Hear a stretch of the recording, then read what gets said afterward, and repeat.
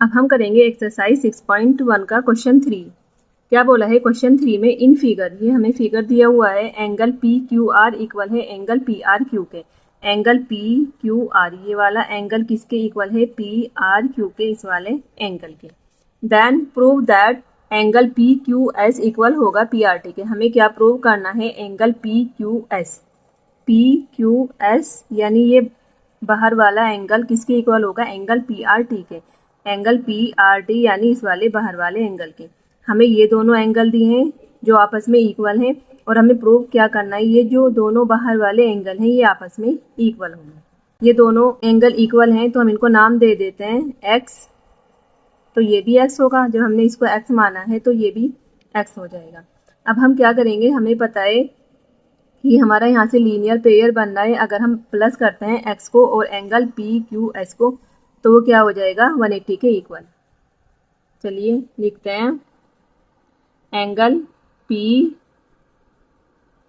Q S plus, इसको हमने क्या माना है, एक्स इक्वल्स टू 180 डिग्री, यहाँ पर लिख देंगे लीनियर पेयर। मेंशन भी करना बहुत ज़रूरी है।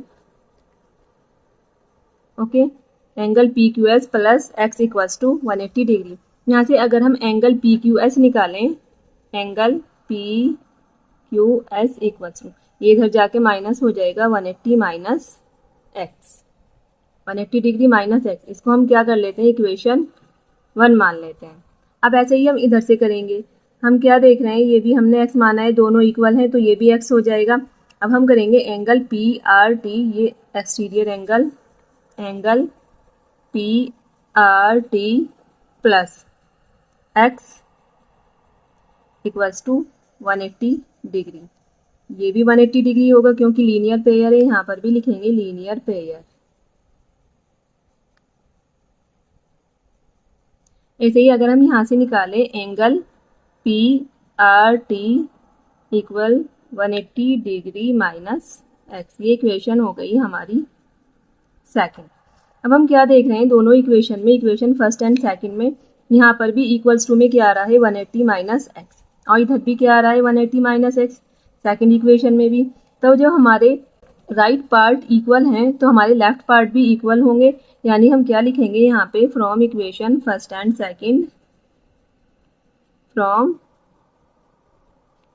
इक्वेशन फर्स्ट एंड सेकंड, जो हमारे राइट पार्ट इक्वल है 180 माइनस एक्स है, ये भी 180 माइनस एक्स है, तो हमारे लेफ्ट पार्ट भी इक्वल हो जाएंगे, यानी angle P Q S equal होगा एंगल पी आर टी के। हमें यही तो प्रूव करना था, angle P Q S equal होगा एंगल पी आर टी के। यहाँ से हमने प्रूव कर लिया है angle P Q S equal है एंगल पी आर टी के। ये हो गया है हमारा क्वेश्चन 3 कंप्लीट। आई होप आपको क्लियर हो गया होगा।